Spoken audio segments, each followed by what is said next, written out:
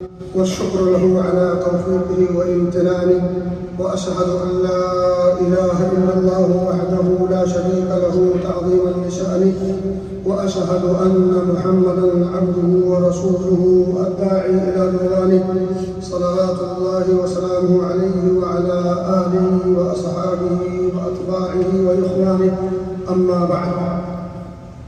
معزز سامعین، بھائیوں اور دوستوں، آپ کے سامنے مختصر انداز میں دو باتیں اور اس سے پہلے نبی مکرم صلی اللہ علیہ وآلہ وسلم کے عید کے خطبوں کی دو تین مختصر کڑیاں پیش کرنے کی کوشش ہے۔ حضرت جابر بن عبداللہ رضی اللہ تعالیٰ عنہ فرماتے ہیں، بخاری کی روایت ہے، وہ کہتے ہیں کہ نبی اکرم صلی اللہ علیہ وسلم نے ایک بار عید کی نماز پڑھی اور آپ نے پھر نماز کے بعد خطبہ دیا۔ ذرا غور کیجیے، نماز سے فارغ ہوئے تو خطبہ دیا، اور جب خطبہ مردوں میں دے کر کے وہاں سے فارغ ہوئے تو وہاں سے اترے اور عورتوں کے پاس پہنچے۔ حدیث کا الفاظ ہے فصلی فبدأ بالصلاۃ ثم خطب، پھر آپ نے خطبہ دیا، اور خطبہ میں جو باتیں تھیں وہ یہ کہ اچھائیوں کا حکم دیا، برائیوں سے روکا۔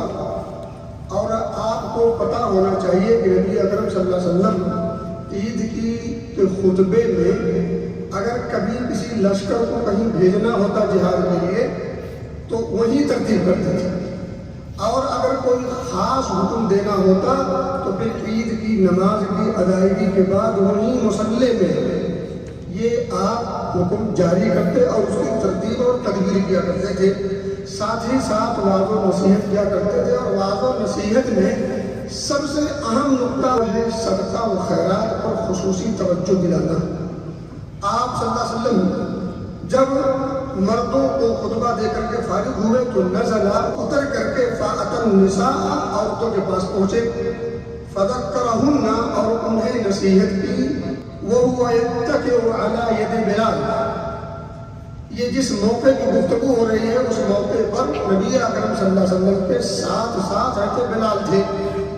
نبی اکرم صلی اللہ علیہ وسلم جب عورتوں کے پاس پہنچتے ہیں خطبہ دینے کے لیے، نصیحت کرنے کے لیے، تو حضرت بلال کے ہاتھ پر ٹیک لگا کے نبی پاک کھڑے ہوتے ہیں، بلال کی شان کا اندازہ کیجیے۔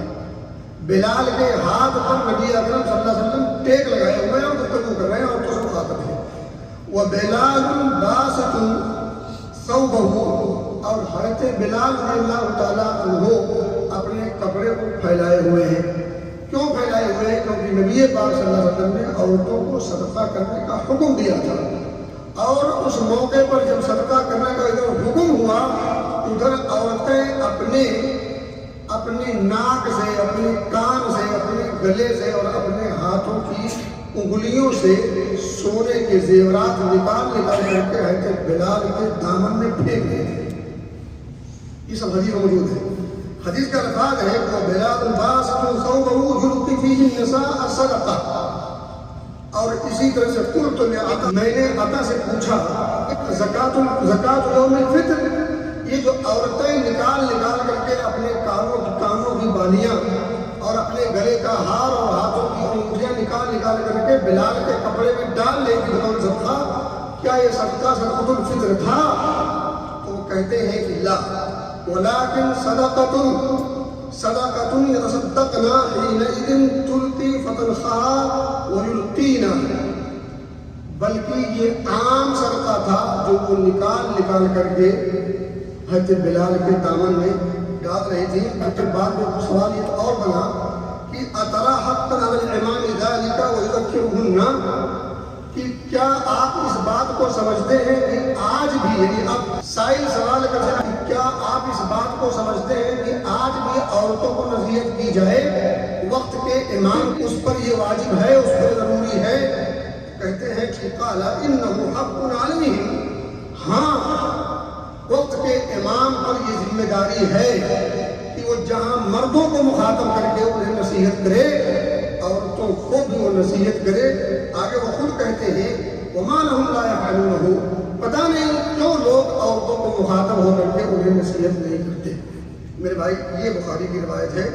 اور اسی طرح سے دیگر روایت میں ملتا ہے کہ ثم ينصرف، آپ صلی اللہ علیہ وسلم جب نماز سے فارغ ہوئے فیقوم مقابل الناس، نماز سے فارغ ہوئے اور لوگوں سے مخاطب ہوئے. اور مخاطب کیسے ہوئے، ذرا اس کی ایک شکل یہاں پیش کی ہے کہ وہ الناس جلوس علی صفوفہم، لوگ اپنی صفوں میں بیٹھے ہوئے جیسے آپ بیٹھے ہیں. لوگ اپنی صفوں میں، اللہ کے رسول نماز سے فارغ ہوئے، جب فارغ ہونے کے بعد لوگوں کو مخاطب ہوئے خطبہ دینے کے لیے، درس نصیحت کرنے کے لیے، تو لوگ والناس جلوس علی صفوفہم، اپنی اپنی صفوں میں بیٹھے ہوئے تھے. فَيَعِظُهُمْ وَيُوصِيهِمْ وَيَأْمُرُهُمْ، آپ انہیں نصیحت کرنے لگے اور انہیں وصیت کرنے لگے اور انہیں اچھائی کا حکم دینے لگے، برائی سے روکنے لگے. فَإِنْ كَانَ يُرِيدُ أَنْ يَقْطَعَ بَعْثًا قَطَعَهُ، کوئی میں نے آپ کو بتایا کہ اگر کسی لشکر کو، کسی جہادی جماعت کو کہیں بھیجنا ہوتا تو آپ وہ بھی کرتے، اور یا امر بشیء امر بھی، یا کسی چیز کا حکم دینا ہوتا تو اس چیز کا حکم دیتے. ثم ينصرف، پھر آپ مصلی اور عیدگاہ سے اپنے گھر چلے جاتے تھے. اور اسی طرح سے مسلم کی روایت ہے کہ وکان یقول، مردوں کو مخاطب کر کے انہیں صدقہ کی تلقین خصوصی کر کے جب عورتوں کے پاس پہنچتے ہیں تو وکان یقول تصدقوا تصدقوا تصدقوا، 3 مرتبہ آپ صلی اللہ علیہ وسلم نے صدقہ کرو صدقہ کرو صدقہ کرو. آپ دیکھیں عید کے موقع پر اور بہت ساری چیزیں نہ بیان کر کے خاص کر صدقہ پر ابھارا. وکان اکثر من یتصدق النساء، ایسا کمال یہ ہے کہ عید کے موقع پر جب آپ اگر حدیث کو پڑھیں گے بغور تو آپ کو اندازہ ہوگا کہ آپ نے جہاں صدقے پر ابھارا ہے خصوصی طور پر، وہیں صدقے میں بڑھ چڑھ کر کے حصہ لینے والوں میں سب سے زیادہ کون تھی؟ عورتیں تھیں. وَكَانَ أَكْثَرَ مَن يَتَصَدَّقُ النِّسَاء، عورتیں صدقہ کرنے میں مردوں کے مقابلے میں آگے تھیں. اور آپ آج بھی دیکھیں صدقہ کرنے کے معاملے میں عورتوں کی شرح مردوں کے مقابلے میں زیادہ ہے. عورتوں کے اندر اللہ نے جذبہ رکھا ہے کہ وہ شوہروں سے لڑ جھگڑ کر کے حاصل کرنے والی شے اور جو ان کی محبوب شے ہوتی ہے، زیور سے زیادہ انہیں کوئی کسی اور چیز سے پیار اور لگاؤ نہیں ہوتا. لیکن اس کے باوجود جب بات آ جائے صدقہ و خیرات کی تو عورتیں ان محبوب اشیاء کو بھی اللہ کے راستے میں دینے میں دریغ نہیں کرتی. تو میرے بھائیوں اور دوستوں، یہ تھی ایک حدیث کا پس منظر. اور اسی طرح سے ایک حدیث میں اور بھی آتا ہے کہ آپ صلی اللہ علیہ وسلم نے مردوں کو خطاب کرنے کے بعد جب عورتوں کے پاس پہنچتے ہیں اور سورہ ممتحنہ کی آیت نمبر 12 آخری سے پہلے والی آیت پوری پڑھتے ہیں. یا ایھا النبی اذا جاءک المؤمنات، پوری پڑھیے گا جا کر کے سورہ ممتحنہ 12 آیت نمبر 12. اس میں آپ پڑھیے گا بہت ساری چیزیں. نبی اکرم صلی اللہ علیہ وسلم عورتوں سے جب اسلام لاتی تھی تو بیعت لیتے تھے اور اس بیعت میں کئی چیزوں کا تذکرہ کرتے تھے کہ یہ نہیں کرنا، یہ نہیں کرنا، یہ نہیں کرنا، ان چیزوں سے بچنا ہے. اس میں سے سر فہرست شرک نہیں کرنا. یبایعنک الا یشرکن باللہ شیئا ولا یسرقن، چوری نہیں کرنا، ولا یزنین، زنا نہیں کرنا. اور اسی طرح سے ولا یقتلین بین ایدیہن وارجلہن، اور اسی طرح سے گھر کر کے کسی پر کوئی الزام اور بہتان تراشی نہیں کرنا. ولا یعصینک فی المعروف، اور نبی پاک صلی اللہ علیہ وسلم کی معروف اور بھلی چیزوں میں مخالفت نہ کرنا. فبایعہن، ان چیزوں کی جب بیعت لیتی تھیں تب نبی اکرم کو حکم ہے واستغفر لہن اللہ، پھر آپ ان کے لیے اللہ سے استغفار کیجیے، ان اللہ غفور رحیم. جب آپ نے یہ آیت کریمہ آخر تک پڑھی اور پڑھنے کے بعد آپ نے عورتوں سے کہا مخاطب ہو کر کے انتن علی ذلک، کیا تم ان شرائط پر اترنے کے لیے تیار ہو؟ کیا تم ان شرائط کو مانتی ہو؟ تو میرے بھائی دوستو، فقالت امرأة واحدة لم يجبه غيرها، ایک عورت کے علاوہ ان تمام جماعت میں سے کسی عورت نے کوئی جواب نہیں دیا. صرف ایک عورت نے ہمت کر کے آپ کے سامنے جواب دینے کی کوشش کی اور اس نے کہا کہ نعم یا رسول اللہ، اے اللہ کے رسول صلی اللہ علیہ وسلم، ہاں ان تمام شرائط کو، ان تمام بیعت کے اندر موجود باتوں کو ہم ماننے کے لیے تیار ہیں. کہتے ہیں ہم جان نہیں سکے کہ وہ عورت کون تھی. دیگر روایات صحیح لکھا ہے. بہرحال فتصدقنا، انہوں نے صدقہ کرنا جب شروع کیا، وبسط بلال ثوبه، اور حضرت بلال اپنی چادر بچھائے ہوئے تھے. اور فجعلنا يفيد الفضخ والخواتيم في ثوب بلال، بلال کے چادر میں نکال کر کے وہ بالیاں اور یہ ساری چیزیں وہ ڈالنے لگی. میرے بھائیوں اور دوستوں، آپ صلی اللہ علیہ وسلم عورتوں کے مابین خطبہ یا درس دینے کے لیے نکلے. ایک حدیث میں ہے کہ جب مردوں کو مخاطب کر رہے تھے، آپ کو احساس ہوا کہ شاید عورتوں تک بات نہیں پہنچی ہے. حدیث کا الفاظ ہے، بخاری کی روایت ہے، عبداللہ ابن عباس سے مروی ہے، فظن انه لم يشبع النساء، آپ کو یہ اندیشہ لاحق ہوا، آپ کو یہ گمان ہوا کہ شاید آواز میری، بات میری عورتوں تک نہیں پہنچی ہے. لم يشبع النساء فوعظهن، تو آپ عورتوں کی طرف باقاعدہ چل کر کے گئے اور انہیں نصیحت کی، وصیت کی. وَأَمْرَهُنَّ بِالصَّدَقَةِ، اور خصوصی طور پر صدقہ اور خیرات کی آپ نے وصیت کی. اسی طرح سے اور بھی بہت ساری باتیں ہیں، لیکن بہرحال ان کا خلاصہ یہ ہے کہ نبی پاک صلی اللہ علیہ وآلہ وسلم عید کی نماز پہلے پڑھاتے تھے، اور عید کی نماز کے بعد جس طرح سے مردوں سے مخاطب ہوتے تھے اسی طرح سے عورتوں سے بھی مخاطب ہوتے تھے، اور بالخصوص ان دونوں صنفوں سے صدقہ و خیرات پر انہیں ابھارا کرتے تھے. اور دو باتیں آخر میں چلتے چلتے، نمبر ایک یہ کہ جس طرح سے اللہ رب العزت کی توفیق سے ہمیں یہ مبارک اور مقدس مہینہ ملا، اور جس کی خوشی میں ہم ابھی ایک سو ہو کر کے، ایک جٹ ہو کر کے اللہ کے حکم کے مطابق ہم عید کی نماز پڑھ رہے ہیں، یہ خوشی کا ایک پہلو ہے. اور اسی طرح سے جو جذباتی خوشی ہے یا روحانی خوشی ہے، جو ظاہری خوشی ہے، ان تمام چیزوں کے ساتھ ساتھ یہ عبادت والی خوشی بھی ہم منا رہے ہیں. تو یہ سب اللہ کا کرم اور اس کا شکر اور احسان ہے. تو اس کے احسان کا تقاضا اب یہ ہے کہ ہم اپنی آنے والی زندگی میں جو یہ انقلاب ہمارے دلوں میں آیا ہے، ہمارے نفس و ذات پر آیا ہے، اس انقلاب کو باقی رکھیں، اس انقلاب میں کمی آنے نہ دیں. یہ عہد کریں، تب جا کر کے یہ خوشی یقیناً خوشی کہلائے گی. کسی نے کیا خوب کہا ہے، کل یوم لا یعصی اللہ فیہ فہو عید، ہر وہ دن جس دن اللہ کی معصیت اور نافرمانی نہ ہو وہ مومن کے لیے خوشی کا دن ہے. اسی طرح کہتے ہیں کہ کل یوم یقطع المؤمن فی طاعت مولا، کہ ہر وہ دن جس دن ایک مومن اپنے رب کی اطاعت میں لگا رہے، اس کے ذکر اور شکر میں لگا رہے، فہو لہ عید، تو یہ اس کے لیے عید کا لمحہ ہے، عید کا دن ہے، عید کا ہفتہ اور مہینہ اور وقت ہے.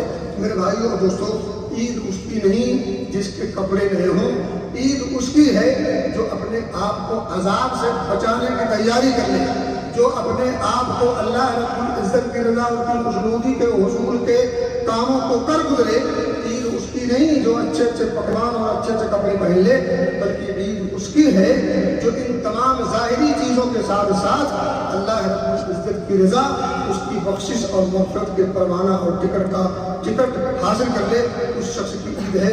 اور ظاہر سی بات ہے یہ اسی وقت ہوگی جب آپ جہاں رمضان میں اللہ کو خوش کرنے کے اسباب اپنائے ہیں، وہی رمضان کے بعد بھی اپنے رب کو منانے میں کوئی کمی اور تجدید نہیں کریں گے.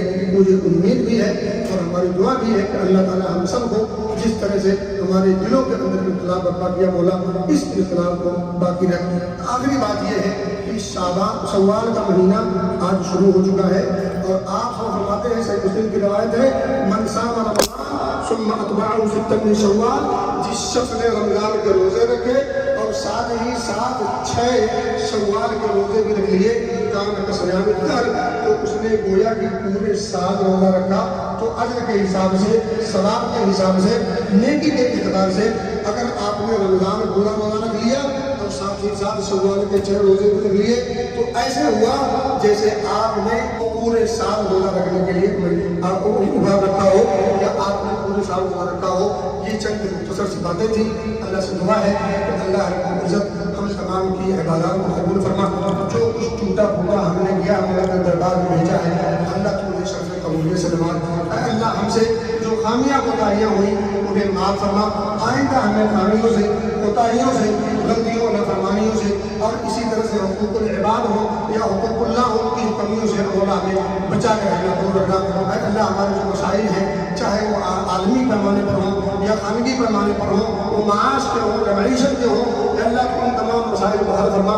आज हमारी हालत ज़ाहिर किसी से मख्फी नहीं है, मौला तो अल्लाहुल ग़ुयूब है और तो साथ ही साथ उन मसाइल को हल करने वाला भी है, तो अपने बंदों का गमगुसार भी है और अपने बंदों का खबरगिरी करने वाले के साथ साथ अपने बंदों के मसाइल को हल करने वाला भी है। अल्लाह हमको सदा सब दुआ है।